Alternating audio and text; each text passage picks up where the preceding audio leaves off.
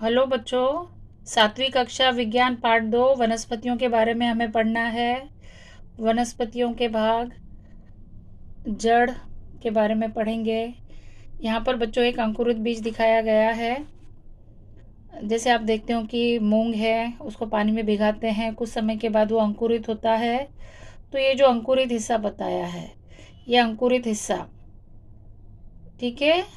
अगर ये बीज है तो उसका ये अंकुर है, ठीक है। तो आगे चलकर ये अंकुरित हिस्सा, ये इसे प्रांकुरित कहते हैं, प्रांकुर कहते हैं। आगे चलकर इससे तने की वृद्धि होती है। अगर इस बीज को ज़मीन में बोते हैं तो इससे जड़ें निकलती हैं, ये वाला हिस्सा मूलांकुर। तो जड़ के दो भाग, एक ऊपरी भाग प्रांकुर तना बनता है।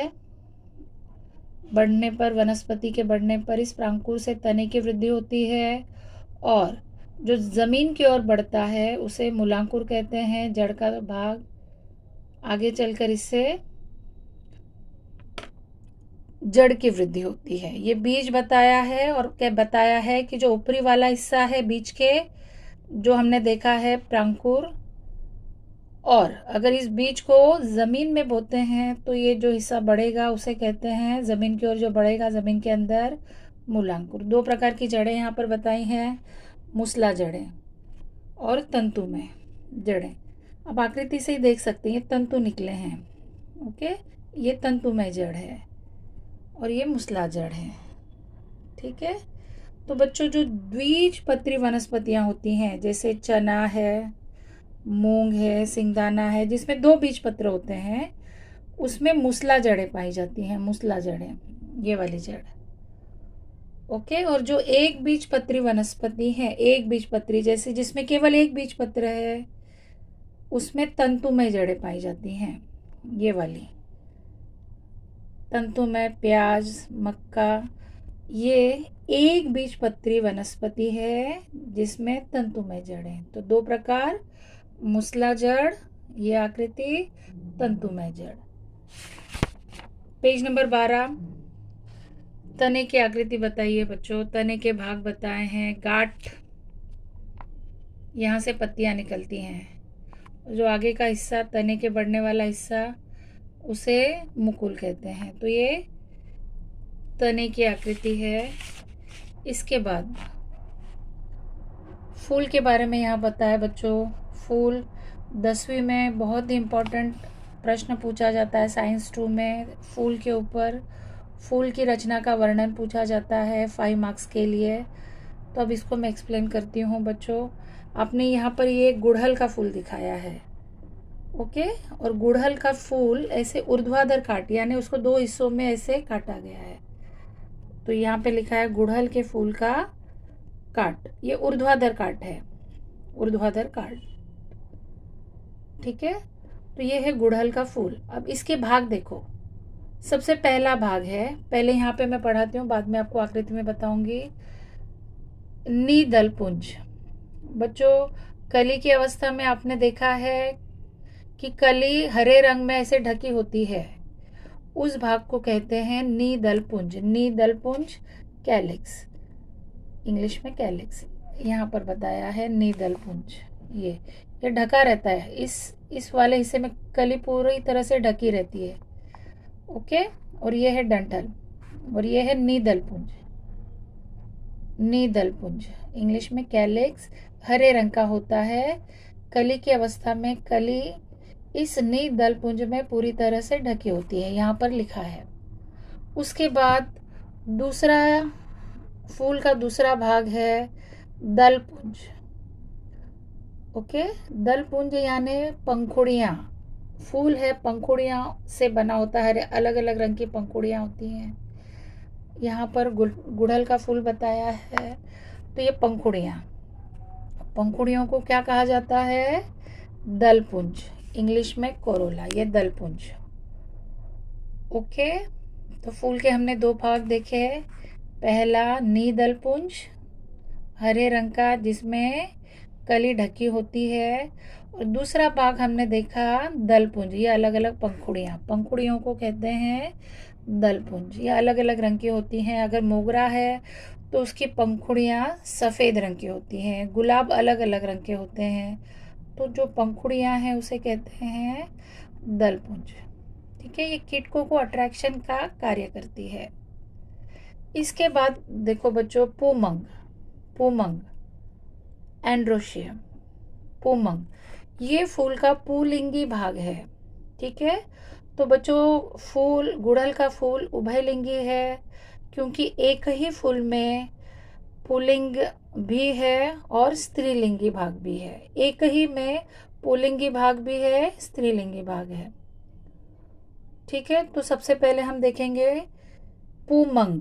पूमंग अर्थात फूल का पुमिंगी भाग, पुल्लिंगी भाग। ये दो यहाँ पुंके सर का बना होता है। इस आकृति में बताऊंगी पहले, तो ये ध्यान में रखो, पूमंग फूल का पुल्लिंगी भाग, ये पुंके सर का बना होता है। परागकोश तथा पुतंतु इसके दो भाग हैं।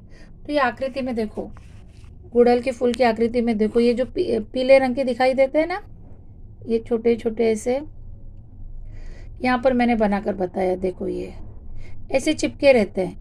ये जो रेड कलर का है, इससे ऐसे पीले भाग चिपके हैं। ये दो, बहुत सारे हैं, 4 5 6 7 7 8 यहाँ पर, 7 8 यहाँ पर ऐसे चिपके हैं। देखो इससे अगर आप फूल देखोगे तो आपको पता चलेगा, ये ऐसे चिपके हैं, ऐसे ऐसे ऐसे यहाँ पर बताया। तो इसको कहते हैं पुतंतु, ये पुतंतु, और इसे कहते हैं पूमंग। पुतंतु, ये पूरे को कहते हैं पूमंग। 1 2 ऐसे 8 यहाँ पर है पूमंग, बहुत सारे पूमंग के दो भाग। ये है परागकोश और ये है पुतंतु, परागकोश, पुतंतु। ठीक है, तो ये थोड़ा ऊपर ऊपरी हिस्सा है, ये है परागकोश जिसके अंदर परागकण होते हैं, और ये जो ये वाला, ये डंठल जो है पुतंतु। तो ये जो है फूल का ये वाला पीला वाला हिस्सा पुल्लिंगी भाग है, जिसे पूमंग एंड्रोशियम कहते हैं। अब हम देखेंगे जायांग, गाइनोशियम। यह फूल का स्त्रीलिंगी भाग है। यह स्त्री केसार्ग, वर्तिका और बीजांडकोश का बना होता है। ओके, तो जो फूल का स्त्रीलिंगी भाग है, फूल का, उसे कहते हैं गाइनोशियम, स्त्री केसर भी कहते हैं। ओके, जायांग ये क्या है? फूल का स्त्रीलिंगी भाग है। जायांग क्या है? फूल का स्त्रीलिंगी भाग। अब आकृति में मैं बताती हूँ। ये जो रेड कलर का है, ये देखो, ये है जायांग, स्त्रीलिंगी भाग। ठीक है, अब ये यहाँ पर फूल में बताया है, ऊर्ध्वाधर काट में बताया है, ये स्त्री केसर या जायांग। ठीक है, ये इस ऊपरी हिस्से को कहते हैं वर्तिका, ऊपरी हिस्से को कहते हैं वर्तिका, वर्तिकाग्र। ठीक है, वर्तिकाग्र, वर्तिका। और ये वाले हिस्से को जो ये, इसे कहते हैं अंडाशय।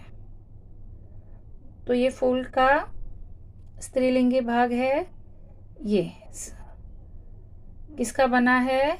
वर्तिकाग्र, ये ऊपरी हिस्सा, उसके बाद ये वर्तिकाग्र, और ये फूला हुआ हिस्सा, ये इसे कहते हैं अंडाशय।